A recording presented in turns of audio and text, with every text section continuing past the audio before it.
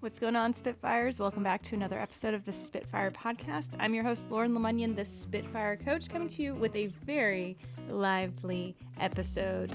If you have any kids or sensitive ears to curse words, this is your warning that maybe you pause and listen to this elsewhere. We do drop some F-bombs and other colorful language, so just giving you fair warning. As a reminder, if you are not already subscribed to the Spitfire podcast, you can go to where you listen to podcasts, Google Play, Spotify, Apple Podcasts, or you can go to spitfirecoach.com/episode to catch up on our over 200 episodes. If you like an episode, just share it with a friend, leave us a review.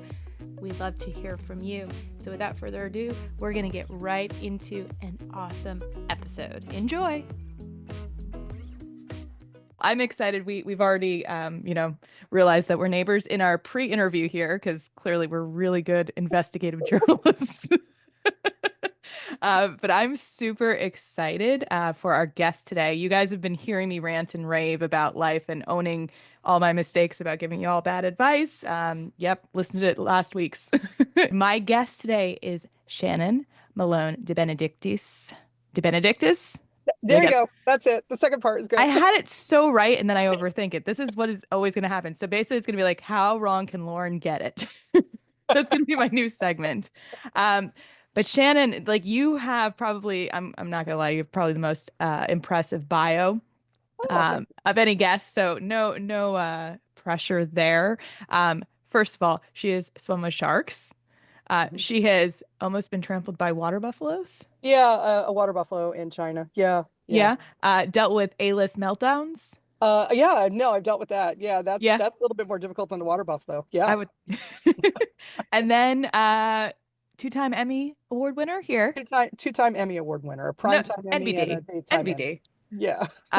And then not wearing black. I didn't realize that black was the staple color for the Emmys. It's a staple color of the Emmys, and it's what you've been drilled into if you have any weight on you, that you have to wear all black because it's slimming and it hides how you might have weight. And I was like, no, I'm not going to wear black to the Emmys. I refuse. Now, I did wear a black dress to the second Emmys, but it had this really kind of mesh top. So it was like there's this great photo of me because it's like my colleagues, like my boss, my boobs, my colleagues. So it was, my boobs were on display.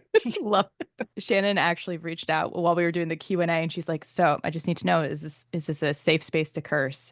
And my response was abso-fucking-lutely. So if you haven't already been prepared, I'm going to put it in the show description, but this would be earmuff time or a great opportunity to teach your kids about what's acceptable cursing and what's not.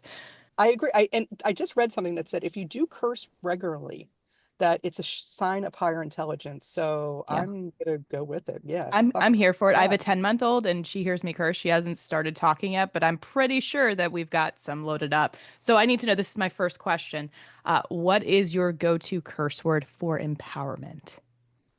Oh, for empowerment. Oh, that's a good one. It's probably just like, fucking A. I mean, honestly, that's gotta be it. Or just, blatant like, fuck yeah. I mean, that is a really kind of encompasses everything that needs to be said in a very close, concise way. Yeah, I would say that. I feel like fuck is so poetic. Oh, yeah. And versatile.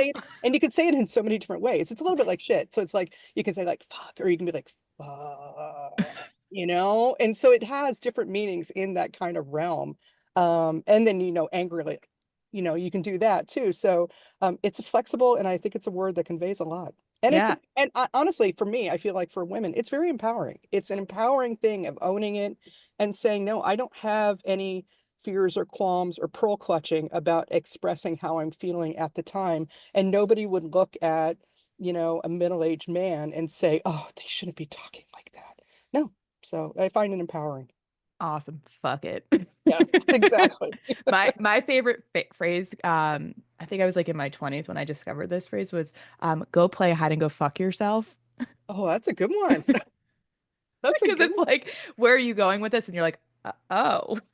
Yeah. No, I swear the show is not just going to be about cursing, but I find like it's so much fun to just play with language, and especially like one word and all the meanings, which absolutely parlays into what a Spitfire is. Because I don't know if you've dug into the definition at all. It is not kind to women.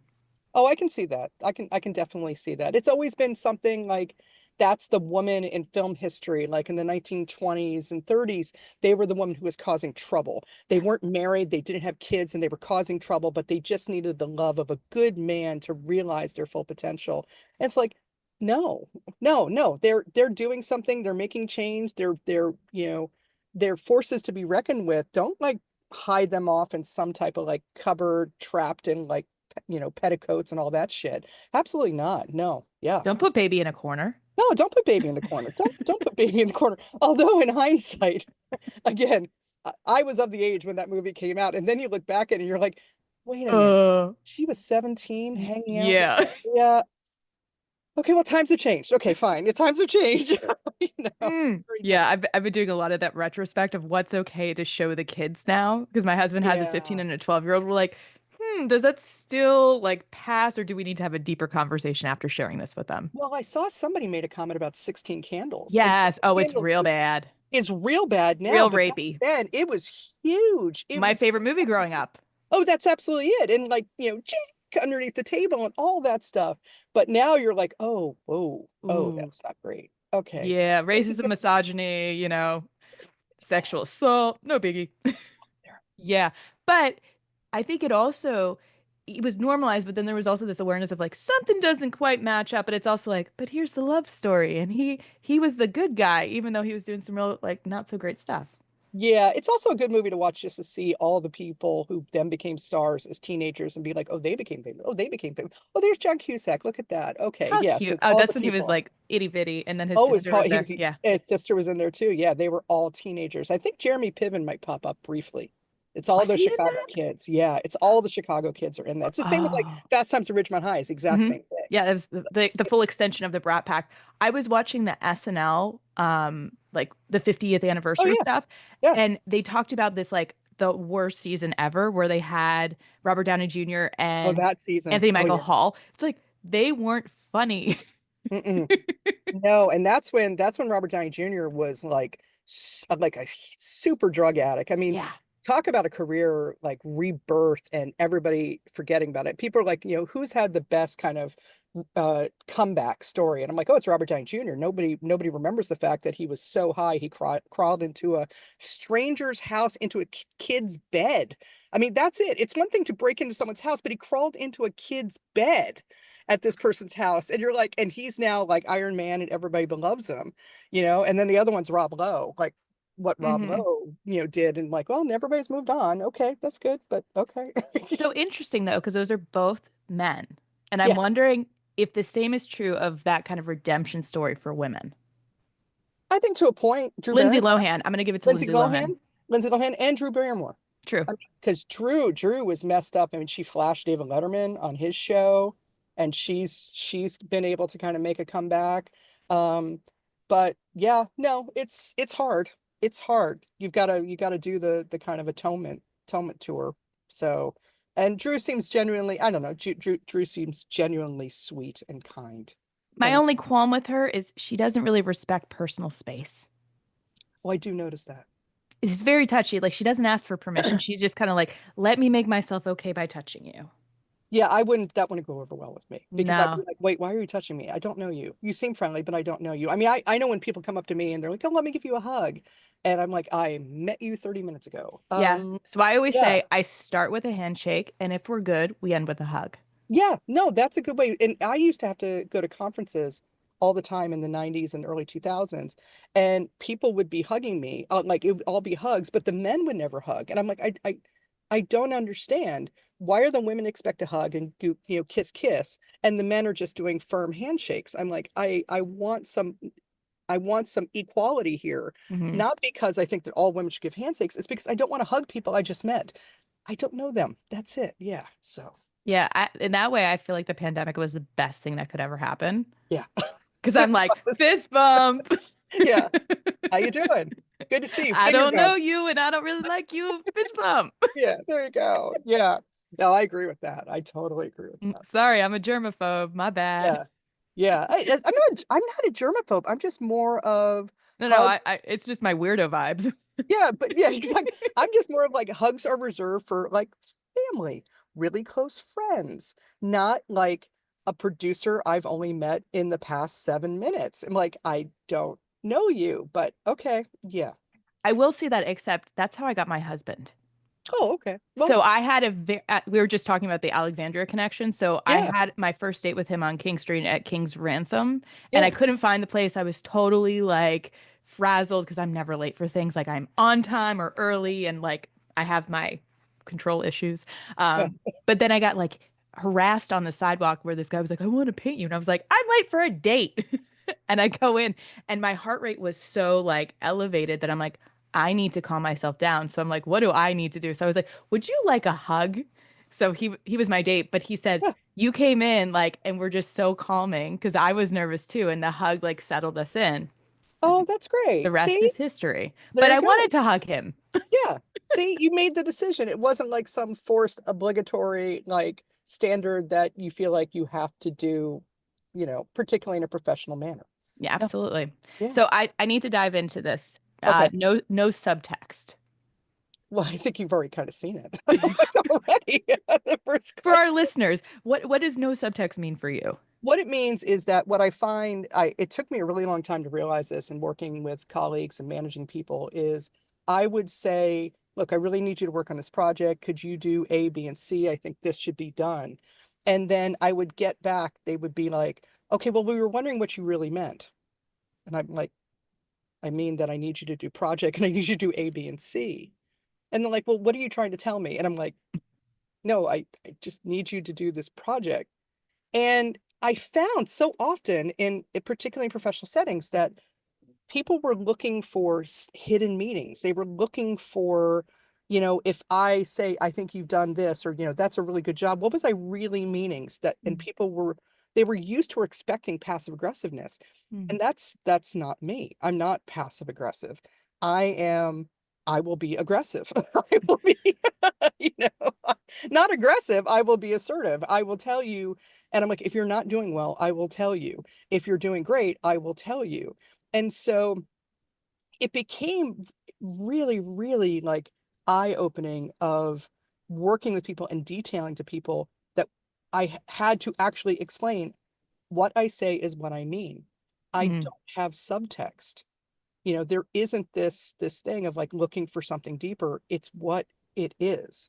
And so when I joke like I have no subtext, sometimes I actually have to detail it out to people and say, oh, what did I ask you to do? What did I say? Yeah, that's what I meant. And so now when I work with new people, sometimes I will lead with that and say, if I ask you to do something or I tell you, that's what I mean. I'm not trying to get some hidden message to you. Nor do I recognize subtext when people try to use it with me. mm. And that is not the best way to work with me and not the best way to manage me or whatnot. Is that's what I love about my husband. He realizes that he just tells me what he wants. He tells me what he needs, and we're great. We're very open about it. So that's what I mean by no subtext. I think passive aggressiveness and people who kind of do that, it's a disservice to everybody. From a Mm. professional standpoint, you're not getting to the point, you're not getting to the root of the problem, you're not working together to solve the problem. You're hoping people can interpret what you're trying to say, get some clear direction when you're kind of like wishy-washy, like, no, I'm going to kind of put it in there. It's like, no, just if you're giving them macaroni and cheese, give them macaroni and cheese. Don't tell them that the treat's somewhere in the middle. Just give them macaroni and cheese. So where do you think that comes from? Because I've seen it a lot, and the people that I work with, they're always like, "But what do they mean by that? And what's Mm. happening?" So where do you think that that originates from? This kind of like feeling of there is a hidden meaning, there is this additional subtext, or there's this kind of dance that's going on between people. Personally, I think that when a lot of people are bumped up into management or leadership positions, they've achieved that goal, that role, because they've excelled at the job they were in. So they were the best, and so they get promoted up to a boss or a leadership role. That doesn't mean they're necessarily the best person to be in that role.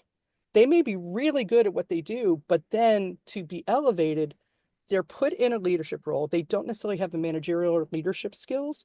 And And frankly, a lot of times they don't want to take training to have the proper management and leadership skills. Mm-hmm. At the root of that is you need feedback to grow your employees. You have to give feedback, and they're scared to give feedback. Feedback, positive, constructive, everything. It should cover the whole spectrum. It shouldn't just be, I'm just going to dismiss you or insult you the entire time. And I think they're scared to give feedback that is constructive. And Mm. so what they think is, I need to tell this person how to do something, but I don't want to tell them to do this. Maybe if I give them this subtle hint and I bring up this reference from like 1962 Burma, they'll figure out that I'm talking about this type of leadership strategy, The secret code The is. secret code is exactly. And I think and when you get into those types of environments, I think people come to expect that. Mm. And and those environments can be super unhealthy, super unproductive, when just training on how to lead people. It's the same thing and I say leadership, it doesn't necessarily mean just in business, it's in sports too. When you're coaching someone in sports, you don't want to say be passive about it. You don't want to be, passive aggressive or subtle. You need to say, look, I need you to do this. This will make you a better player. Mm-hmm. And that's where I think the root of it comes from.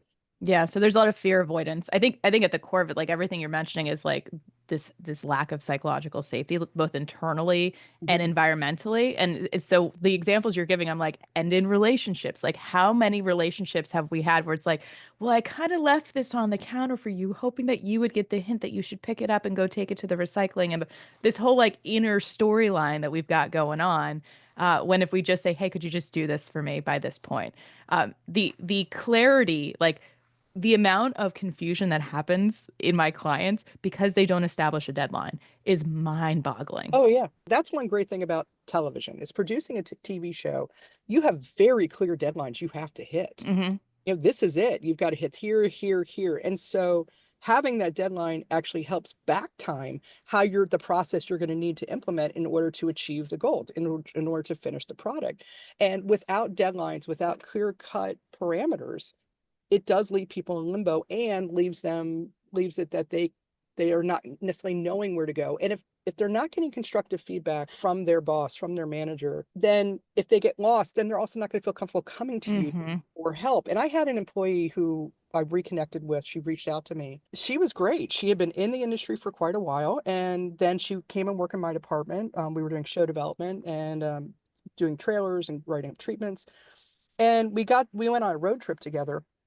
And I started talking about her performance. I started talking about this is like, I think you're really great. I think this, here's some areas you really need to improve on. I think you've got this potential. If you improve in these areas, it's not going to stop you. And she looked at me and she's like, I've been in this business for 8 years and I think you're the first person who's ever given me constructive feedback. Hmm. I said, well, that's not right. You should have constructive feedback that allows you to grow. And then your boss should also be a mentor to help you get to the next stage of your career. Hmm. Yeah. Yeah, and I've seen that last piece about mentorship. It's Mhm. just not present anymore. I don't think so. Now, I call myself a mentor. I don't call myself a Mm. coach. I don't do career coaching. I call myself a mentor and just offer my advice from my, Thank you for that, by the way. yeah.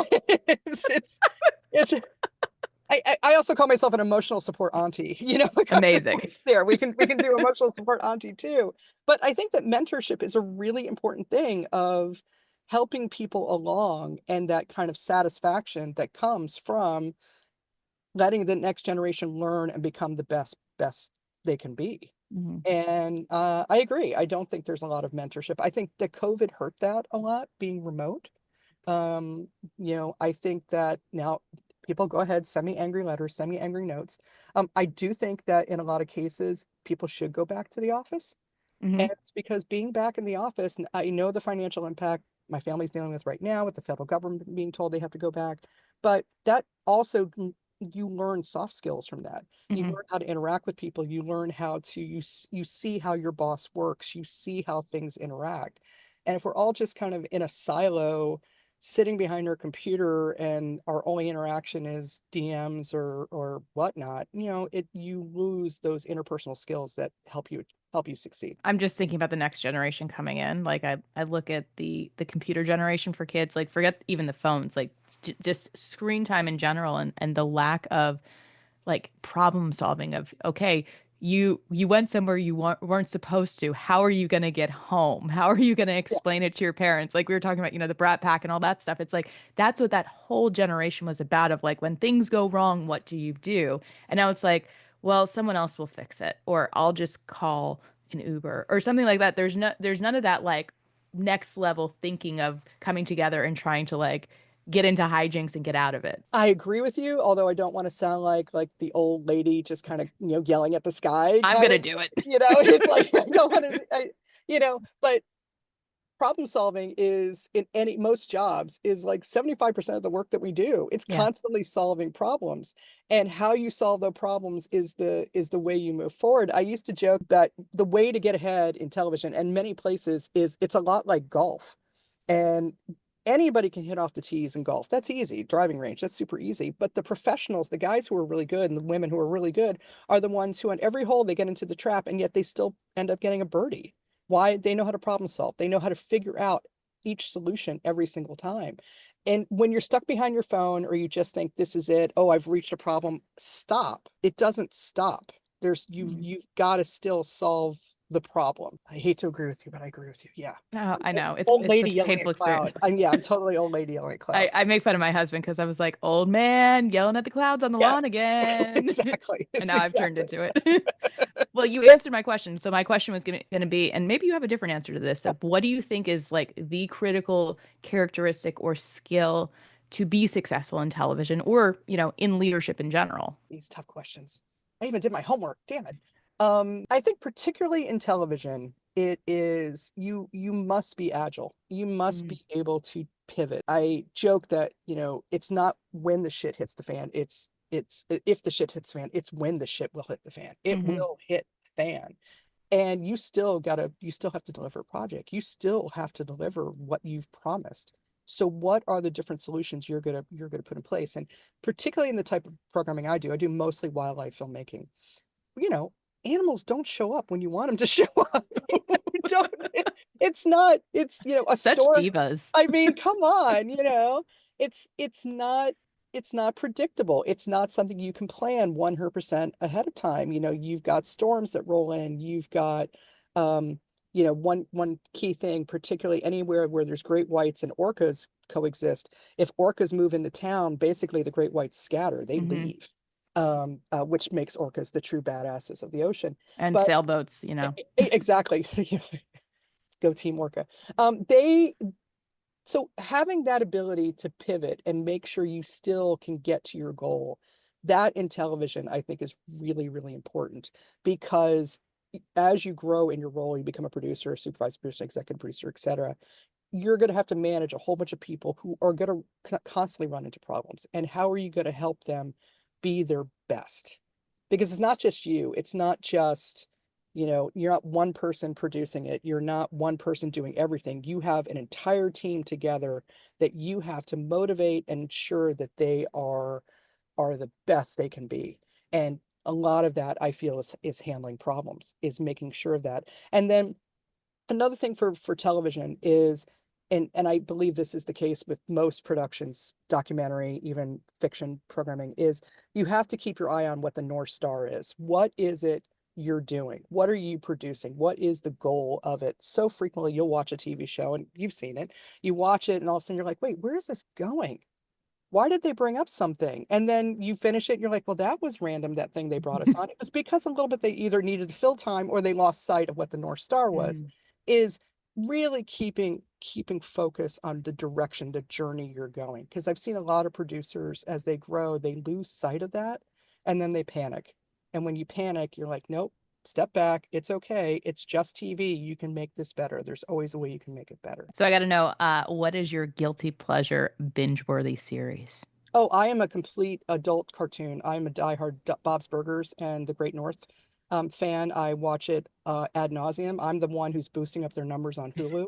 Um, I don't, this is not a surprise to anybody. I don't watch documentaries in my spare time. I very rarely watch documentaries. And there's some I watch because I want to see how well they're done. I want to see what they're doing, but probably similar to some things you do is it's work. I hmm can't turn my brain off Nope. and be like, oh, this is just enjoyable. It's like, no, why did they put an edit there? Oh, I wouldn't have done this music cue. Oh, God, wow, they have a lot of drone shots in this true crime series. It's these are the things that go through my head. So my guilty pleasure is I'm a Bob's Burgers and Great North uh diehard fan and watcher. So much so that I think I have at least one sticker of each show on my car. I got to know your thoughts on reality TV, specifically Real Housewives. I think I've seen two episodes my entire life. Okay. It's not my bag, but let me make this clear. I have no problem with it. I think it's a great genre, and I think it's a genre that took the place of daytime soaps. Mm, And as a former daytime soap junkie, One Life to Live Forever, I am fine with it. I get it. It's the way that it is. It's a way they filled in this kind of vicarious guilty pleasure of like watching these people fight in this glamour way. mhm. As a television producer, I'm like, it's all fake, Of everybody. course it is. It's completely fake. It's like daytime soaps. It's Dynasty. It's all, I mean, like we're Dynasty in Dallas in the old days. So I'm more power to them. I'm not, I again can't turn the work brain off. So it's not Yeah. something that anybody I watch with anybody because they know they'll see me and my eye will start twitching and they're like, you're seeing something. Like, yeah, I'm sorry. Yeah, I watch it because I'm like, I'm so glad I don't have to work with those people. Oh, no, I can see that. But the one show, it's funny, the one show I hugely admire. First off, I love Nailed It on Yep. Netflix because the idea of people just being awful at baking, I think is hysterical. I just think that's great. What a great show. But the show, the reason why it wins the Emmy all the time is The Amazing Race. But My it's favorite. yeah, Amazing Race is great because after 2 or 3 days, there's no way those people are acting anymore No. because the fatigue has hit in. And so you're really getting a lot of real behavior.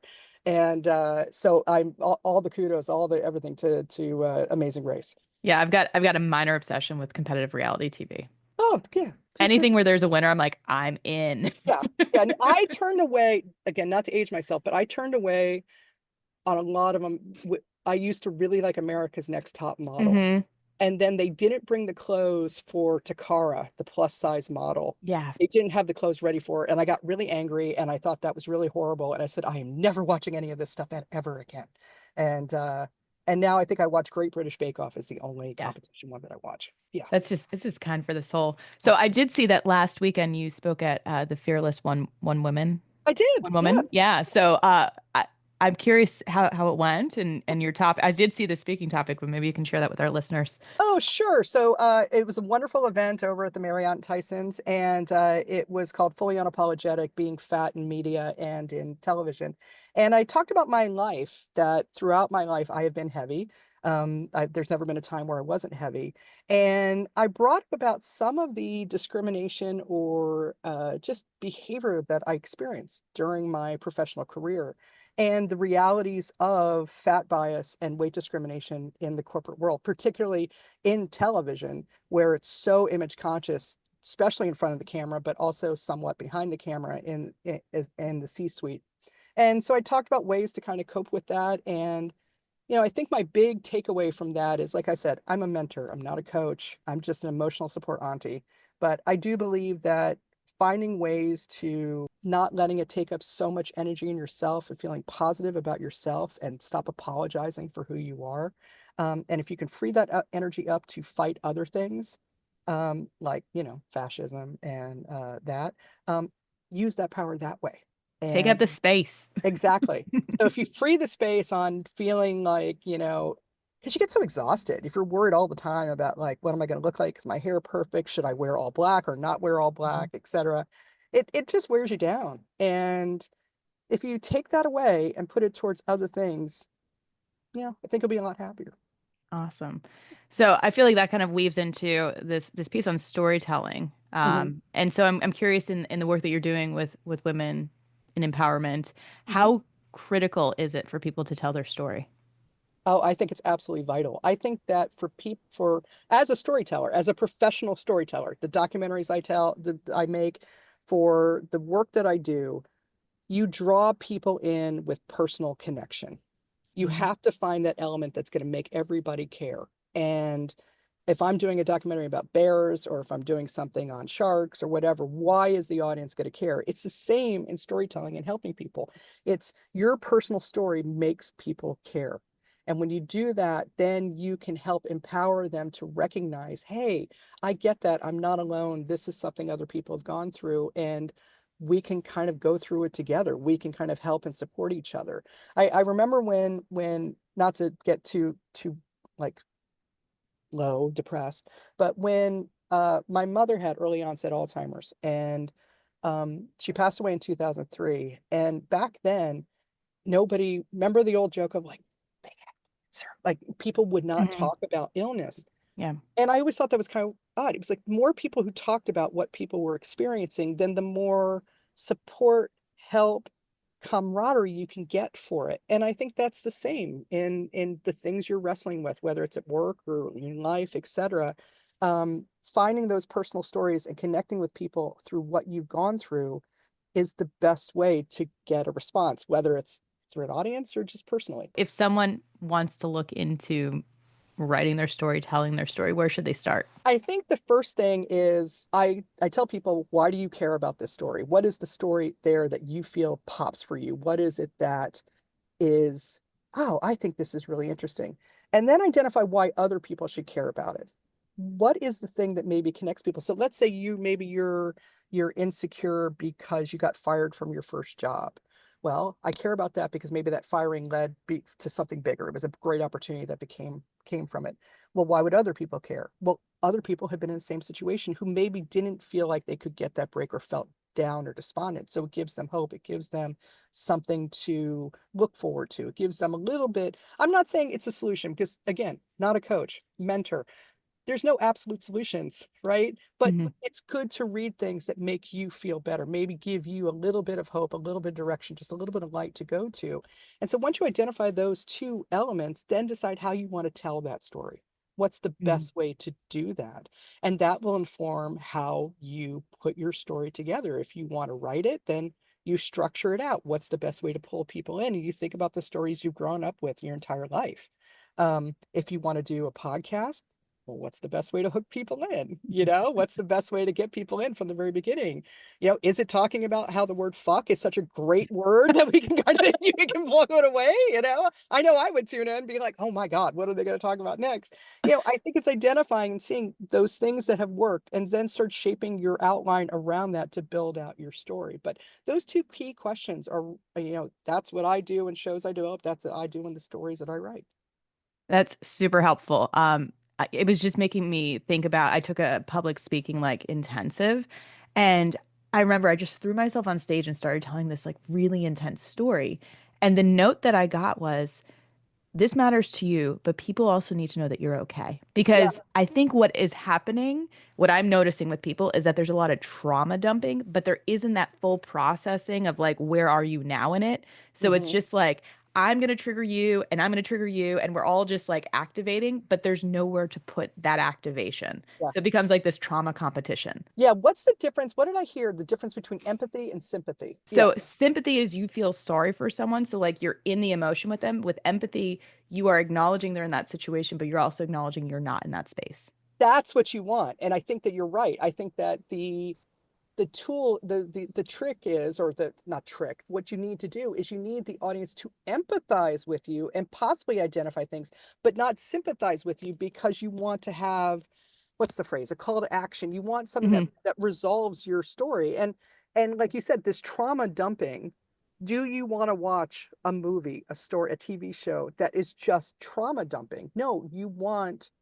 I'm not literally, but you want the prince to show up. You want them to make the big break on stage. You want them to set up their new life and find new things. You want that kind of I ending. just had a light bulb. That's why I watch true crime, because I'm waiting for them to find the killer. Yeah, it's a Holy resolution. crap. I got a goosebump moment. Yeah, Now I know my addiction. All right, yeah. I got it. No, so but that's the whole thing with true crime. True crime has the perfect setup for you, Hmm. right? Your perfect setup. And you have this mystery, red herring, red herring. Oh, this might be the right path. You go down the right path, conclusion. your reality shows, Real Housewives, they have the same thing. Hmm. You start with introduction, you have a possible conflict, you set up, you resolve that little conflict, and then you build up to the next conflict, and you're like, oh dear God, what is going to happen? Boom, there's some explosion, the table gets flipped or whatever. Again, I've only seen 1 or 2 episodes. That's all you need. And then they prep for the next time they're all going to get together. It's the same thing. So when you just do trauma dumping and you don't have a resolution, you don't have a and this is what, and they lived happily ever after, Hmm. or something like that, then it does feel incomplete. It feels that you're just kind of saying like, oh God, this happened to me. And it's like, okay, but what can we take from it? Mm. Can we, So I'm really hearing the need for vulnerability and sharing, also with this critical thinking curiosity of how does this all fit together, work together, and get delivered out. and that is what I'm more worried about the next generations is critical. Amen. It's critical. I Yeah. just did a whole workshop with a bunch of government contractors on critical thinking and strategic thinking Hmm. about how to shape this like immediate change into future forecasting.